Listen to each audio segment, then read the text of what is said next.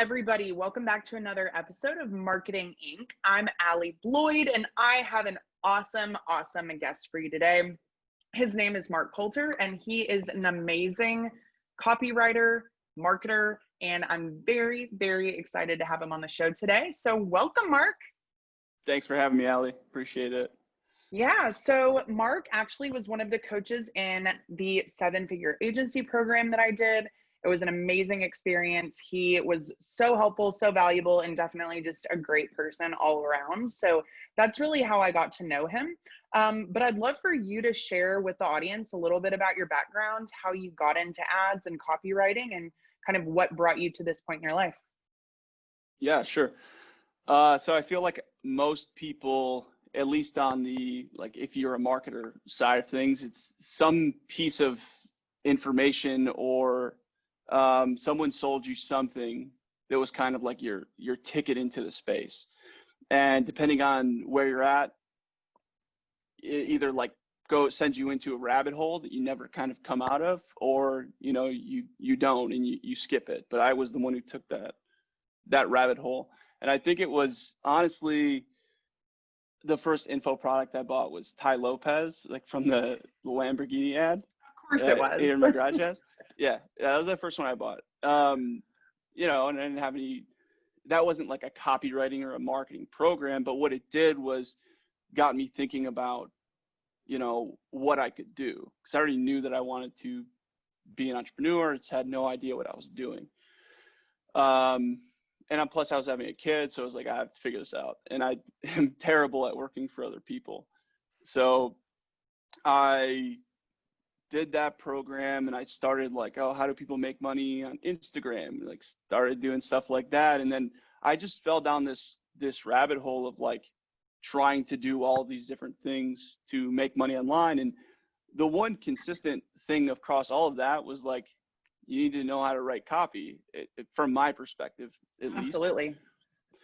And so I kind of always carried through that. I've always been a little bit interested in writing, although maybe I had forgotten it for most of my life. And so when I kind of came along, when I found copywriting, I was like, I can write words and people will do things or give me money. I was like, this is awesome. And I really just kind of never went back. I started out rewriting sales letters from Gary Halbert, like some of like the most famous ones that I could find, ones that I knew made people a lot of money. And yeah, somehow I landed in the agency space and did that for a while. Always wrote my own copy, built my own funnels, did my own ads, media buying. So it's kind of how I got into it. So what are you doing right now? I know you're still like coaching in 7-figure agency. Is that your primary focus right now? Yeah. So Joel's my business partner in that, and it's crazy. I mean, since you came into it, it was very small. The community was very small, and now it's just growing so fast. You can't help but like have that take up a lot of your time. Absolutely. I mean, and it just goes to show what a great job you guys are doing. Honestly, such a great program, and the paid ads clinics and things that you did, they're just so helpful because you're totally right. The writing aspect of marketing is the most consistent thing across any type of marketing. It doesn't matter if it's TV commercial, somebody had to write a script for that. Every single thing that's done involves writing. And I'm kind of like you, writing has always been something I've been really passionate about.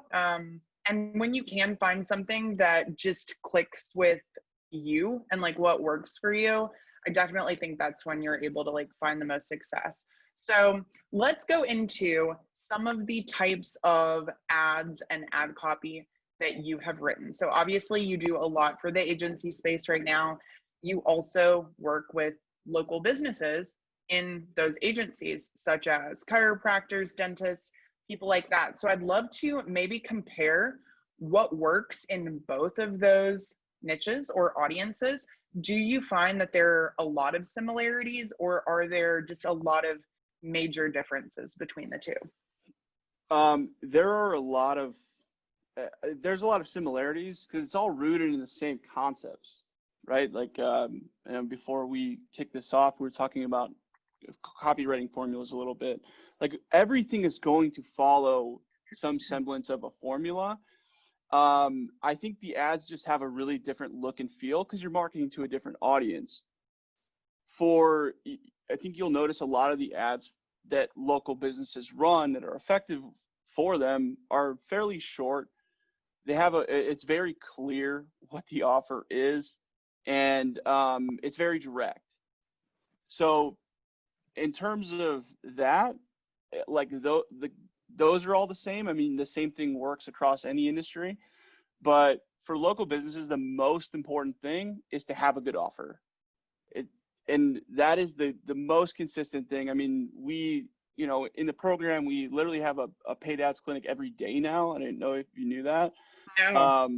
Yeah. So people will come on and they're like, my campaigns aren't performing. I just got this client. I really want to do really well for them. Like, well, show me the ad.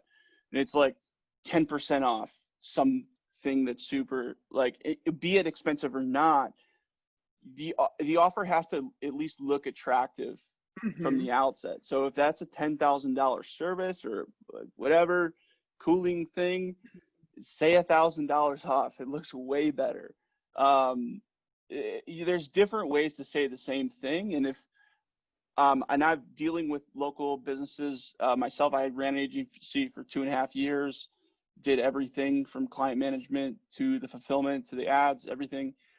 And a lot of my job was convincing people, my clients, to try things that made them feel uncomfortable.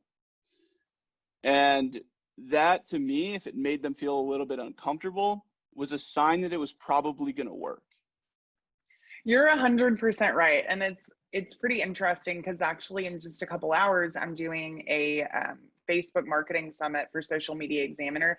That's my entire presentation, is the importance of the offer and how to really create something that people do want. Because if you don't have that, nothing else matters, literally. Yeah. And everyone keeps trying to go back and change the copy and change the creative and change the audience, but they're forgetting that that really is the very first thing they need to take a look at. So that's also really interesting in talking about the 10% off versus $1,000 off, half off, all of those different types of phrases, buy one, get one, or, 50% off too. Do you find that there are any ways to phrase offers that consistently perform the best in terms of those actual numbers? Not necessarily. I mean, a weird oddball number like always kind of catches attention because it's just out of the realm of what people normally see. Mm-hmm. So you can test around with that. But no, it's really just dependent on the individual market and the business and testing around a few different things. I will say though that if you think your business is super unique and that nobody else does what you do and that whatever, you're probably wrong. And you can do the research and find out what someone else is offering and then see like, okay, so this is pretty standard. And I can go see what other people are offering. Like if I was a dentist in, Twin Lakes, Minnesota, and I'm like trying to figure this out for myself, I would go into just Google Facebook ads library and I'd start typing in dentists and I'd look at pages that had the most likes on it and I'd see if they were running ads. I'd see what kind of offers they were running. And I'd say, I wonder how that works. How do they make money off of a free whatever? How do they make money off of doing this for $2,000 off? Well, there's got to be more to it. What else can you sell on the back end? What makes it profitable? So I'd say the biggest thing is just to find your baseline first. You can create an amazing offer yourself, but the market will tell you if it's amazing. Yeah, 100%. And I think that's a really great point that you mentioned about the back end offer. Most of the people that I work with, the local business owners specifically, and honestly, a lot of the marketers don't really grasp the concept of a front end and back end offer very well. what you make off of that first transaction is most of the time not all you should be making. And so you have to know how to really quantify what this person is worth to you. And sometimes it's going to be a little bit more difficult if you don't have experience selling that back end offer yet, but you can just use some basic sales statistics and averages and figure out what might work. Definitely for recurring revenue businesses, obviously, it's going to come over time, most likely. Is there anything that you have seen with more of those one-time higher ticket type of sales, or is that something that you just don't choose to work with very often? Are you mean going direct to that? Well, what I'm thinking about is, obviously I work with quite a few remodelers and people of that nature. That is not a one-time only type of sale, but for a lot of the major projects, it's not going to be something that happens very often. However, the price is significant enough that the right offer is absolutely going to make them the money they need to make. But it could be something like even potentially an orthodontist or someone who is selling braces or anything that's several $1,000s potentially, but isn't necessarily something that has a lot of long-term potential for revenue. Are Hmm. there any types of offers or, even just angles or positioning that you feel like would work well for those types of businesses? Yeah, I mean, really, you need to get in front of them, whether it be maybe more likely on the phone right now, or get them into your office, or if it's remodeling, you need to go look at it.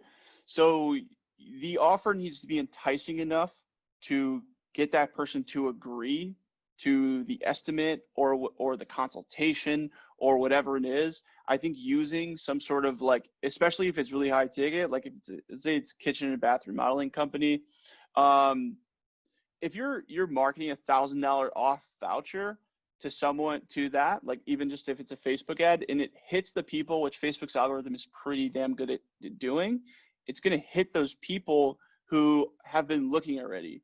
So some of those people are going to be like, ooh, this is cool. I could get $1,000 off with them. It'll be the beginning of their maybe decision-making process. Other people are already in that decision-making process. They may have just went through a couple quotes or estimates, and now you're coming in, and it's like now you have a fighting chance already with a very high intent buyer. So, but you have to have a good sales process. Like a good offer will get you a ton of opportunities, but the sales process needs to be congruent to that, and it needs to obviously lead to more conversions. Yeah, definitely. I mean, that is something that I deal with all the time, unfortunately. And I know you have too. So you have a ton of sales experience and really understand the importance of that sales process. So for everyone listening, it's not one thing that's going to make this work for you. It's a series of things that are done correctly in the right order that will ultimately help you transact, because whether you're a local business or an agency or marketer, your transactions are going to happen on a phone call or in person. And so that has to be a really major thing that you consider.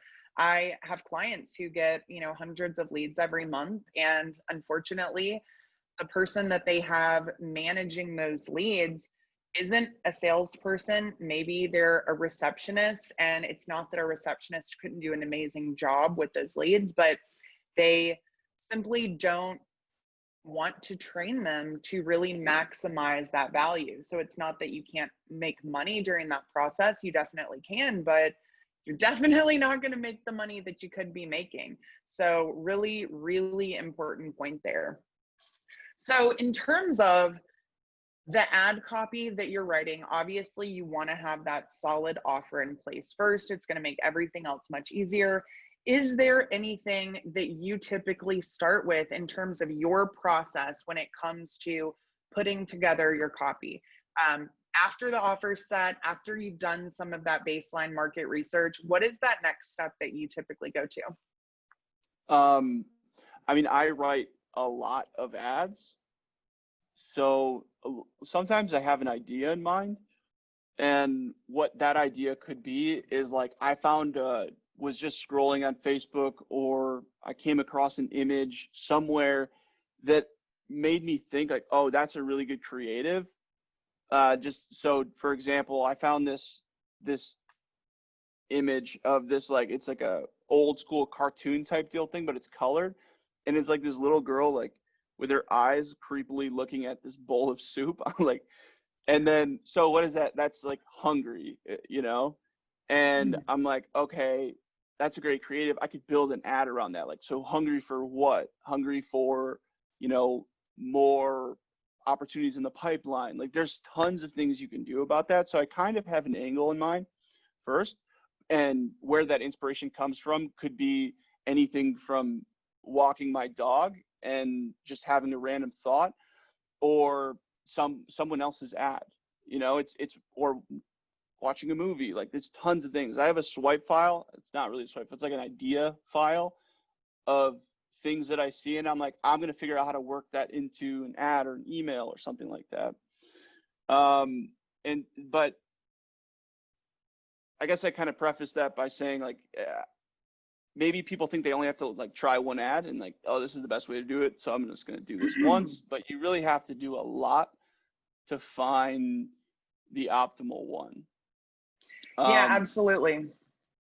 So I know we were talking a little bit about testing. You were saying how that's something that you feel like you can't hammer home enough with those that you're coaching.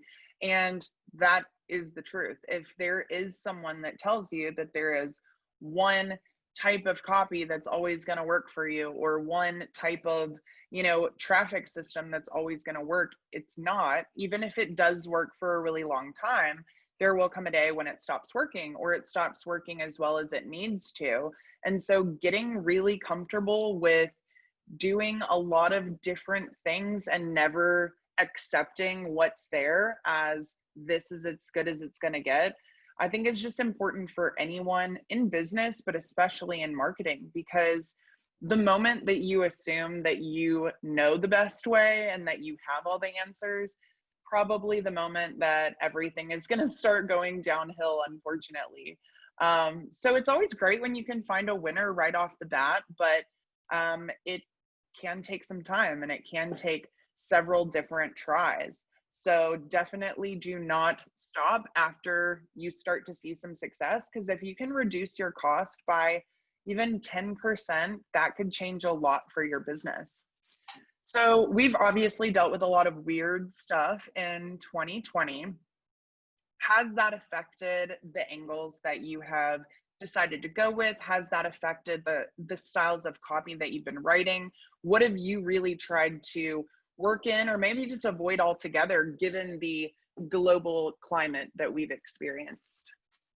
Sure, yeah. I mean, initially when it all hit, it's kind of like your tone has to change.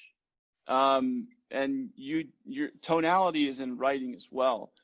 So if you're extremely high, and I'm talking about like right, like maybe in like Yeah. late March, Uh-huh. you don't want to come out everyone with this extremely animated type of thing, like, oh, I'm super optimistic and everything's going to be great, and like ignore the topic. You have to address it. And if you're addressing it and people are in this state of fear or doubt, like that things are going to get better or whatever, you just have to match that, because that's that's what's happening in their head already. So we did change the tonality of like our ads, even in like the videos, down to every piece of the messaging. We changed it up to, and I think I actually got this specific way I'm going to say this from like Russell Brunson talking about, I forget the guy's name, Dean something, but he said people aren't being super optimistic right now and aspirational. People need like a lifesaver, you know. And it's like, that's what they want something that's going to help them get back to where they were. And so if you can offer that, that's what we did. We actually launched a completely new offer. It did pretty well.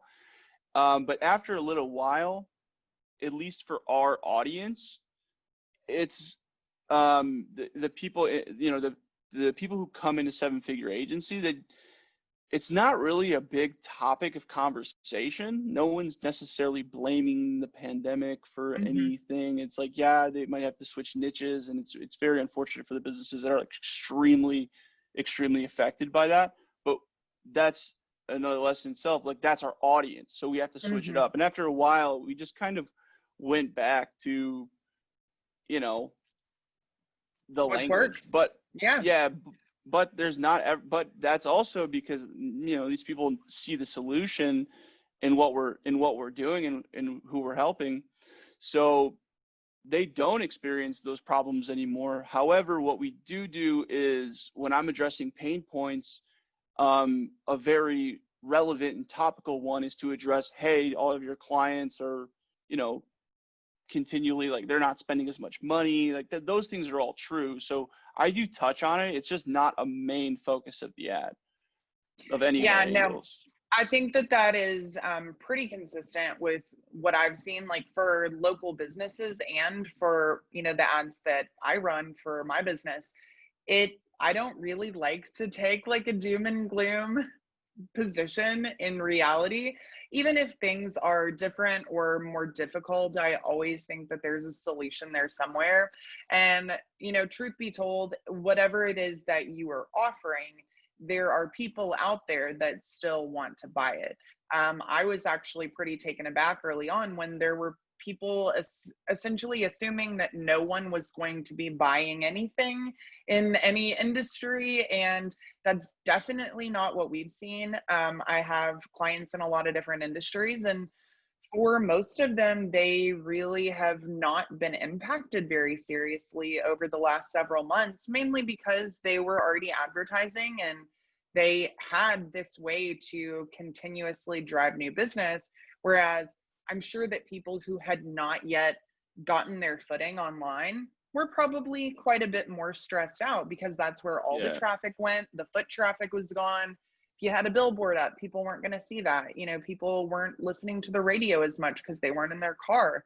So a lot did change, but I really don't think that those types of, you know, depressive angles are necessary at all. I know we get asked about it still fairly often, like if that should be something that's worked into the ads. And I think if it's relevant directly to what's been going on, you can always throw that in there, but it doesn't have to be in a negative light, more like a matter of fact. This is the way things are, and here's something that you can do to improve whatever that is.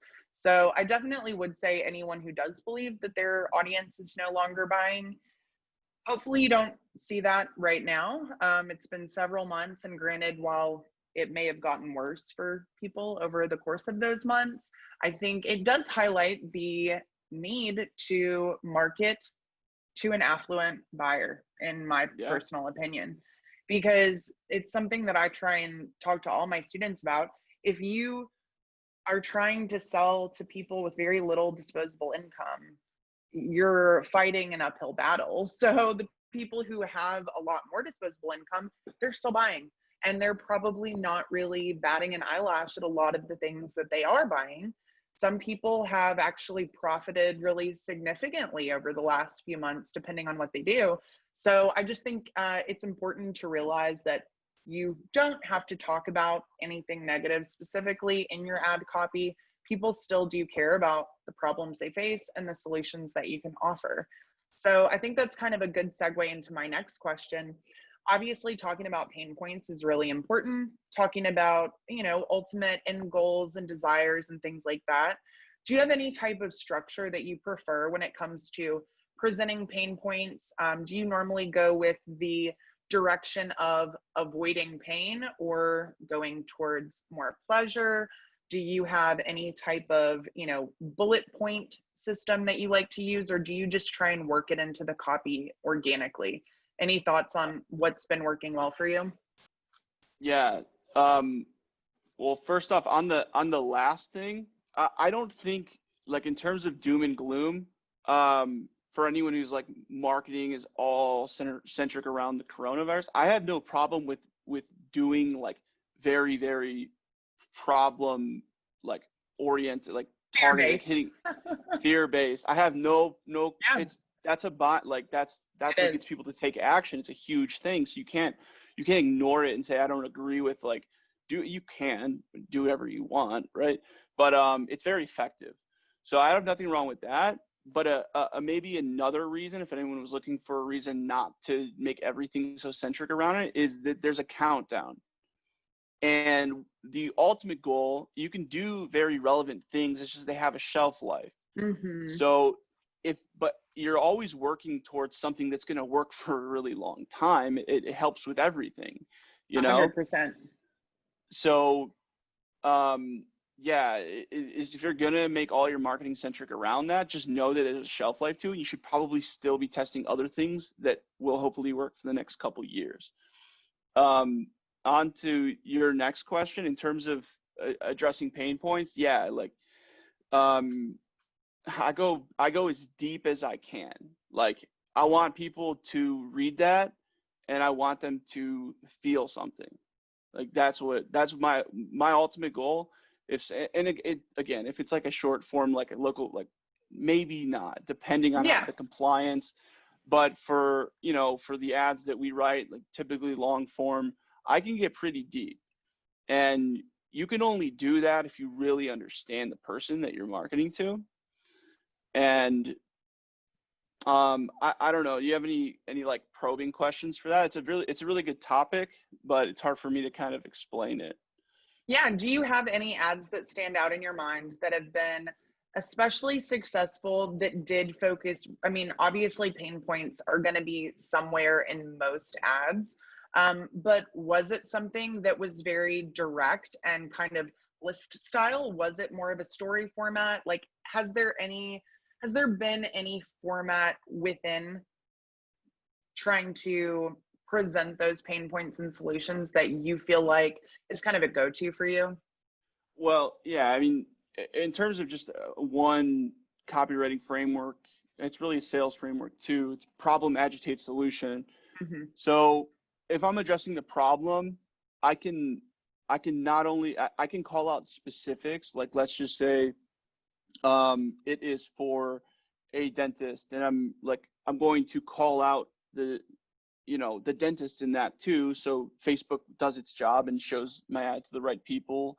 But also I want to call out maybe the things that they're very, very used to doing to get their desired result that isn't working.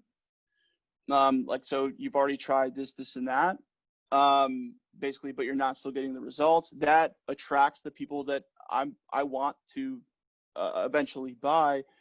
And then from that, I mean, any thing that they're doing, any undesirable action that they're taking to get to their desire that's causing them pain, I can break each one of those down and just go a layer deeper. So if I'm having to spend an additional 2 hours per night doing something when I would rather be spending it with my family, then I can address that. And then it's like, it's not only, oh, you could be spending more time with your family. Most people would leave it at that.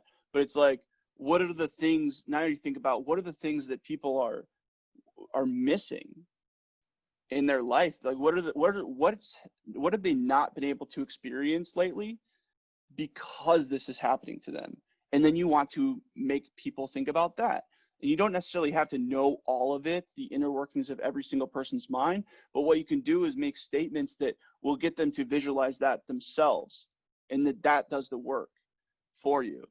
So you want to put, and that's the pain, that's agitating the problem as deep as possible.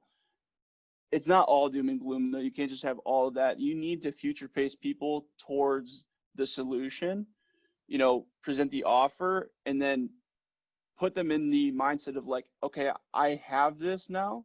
This is no longer a problem for me. What does my life look like? What's different about my average day? Am I waking up like without this like dark cloud over my head now? And like, I'm happier with my kids. I'm not yelling at them as much. Like, there are so many things. You just think about yourself as a person and just kind of psychoanalyze yourself, and then think about that times all of the millions and millions and millions of people you can market to. the possibilities are endless. Like, and you can market to like these pain points, and it's probably, they're general things. People getting frustrated because they yell at their kids or spending too much time away from their family are very common things that you can address if it's a benefit to the product that you're offering.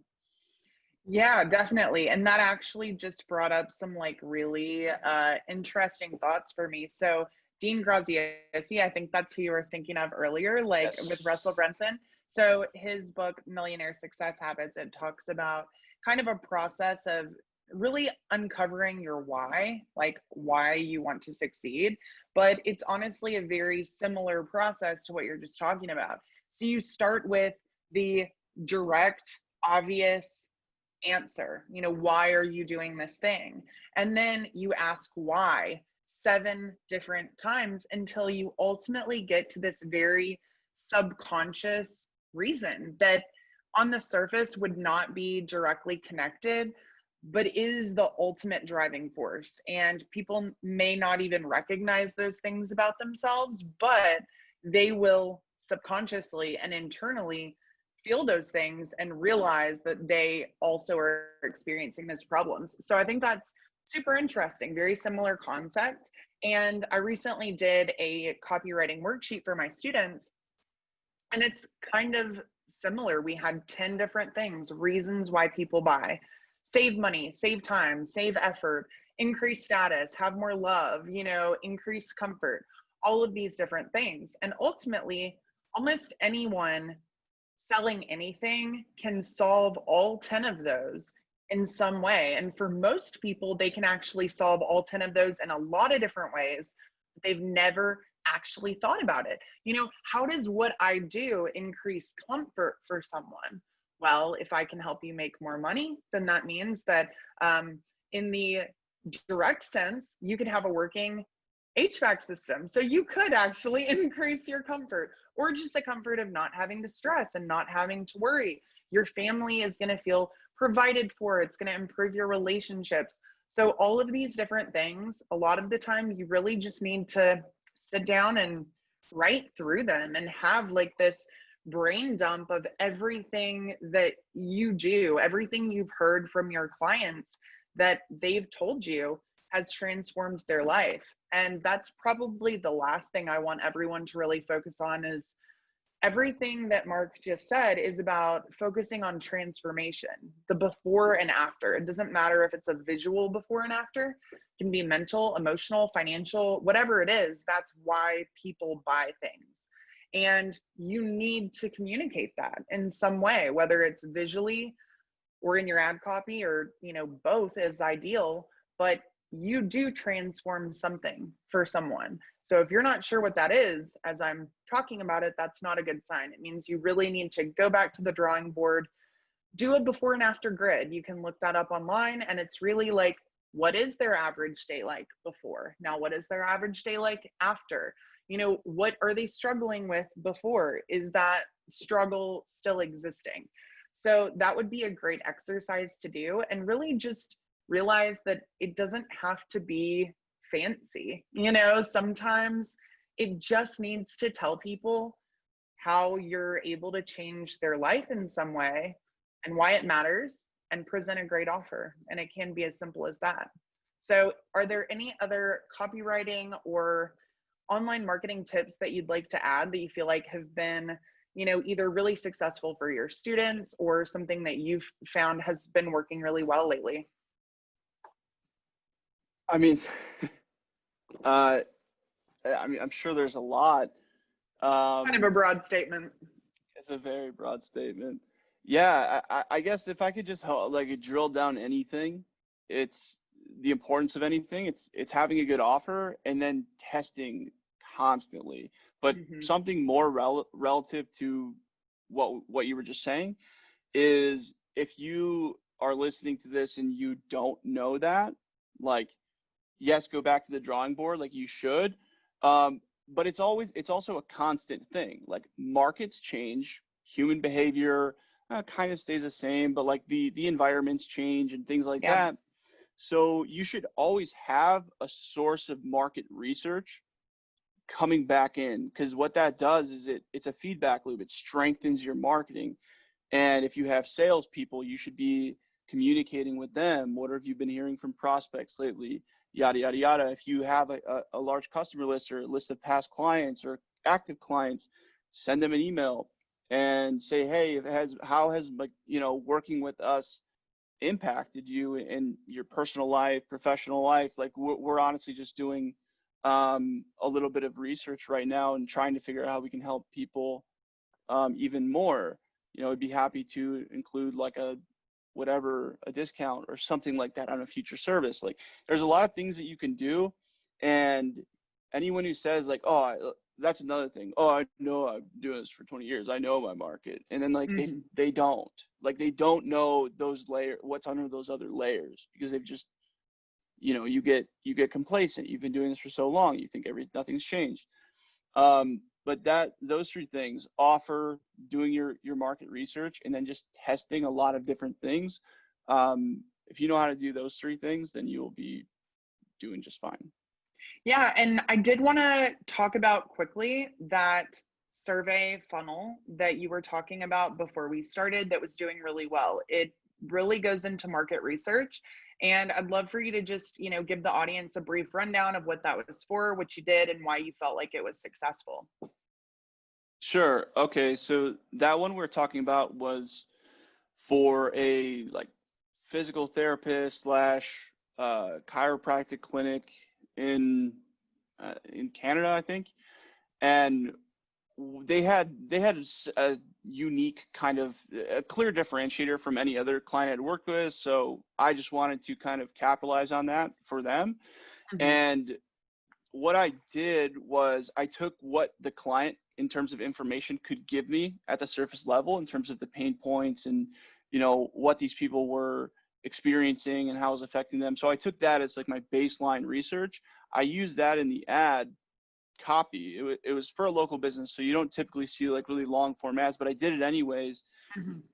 I drove that to a landing page, which was basically just a long survey of questions, open-ended questions, like the ones where you'll find the answers to what we were just talking about, going deeper.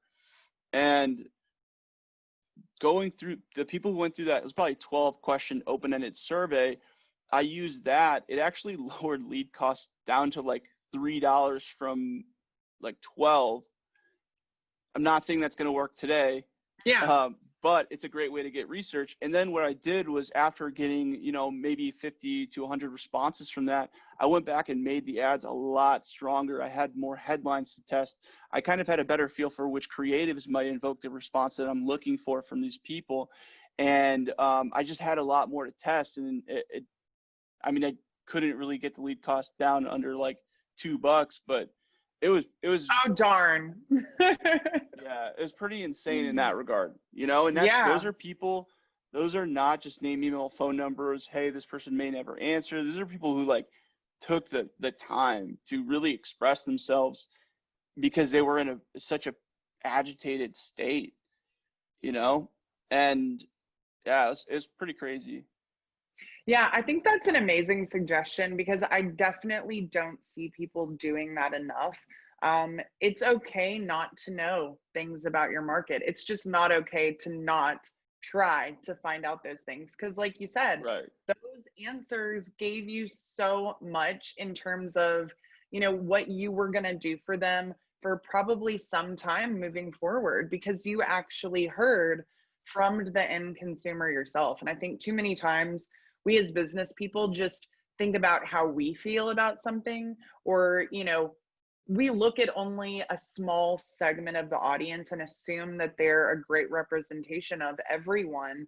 And that's just not always the case. So yeah, definitely very, very powerful information. If you guys aren't doing surveys or doing anything to really hear from your audience, that could be a great first step for you to get some of the copy that you need right off the bat to try and make your campaign stronger.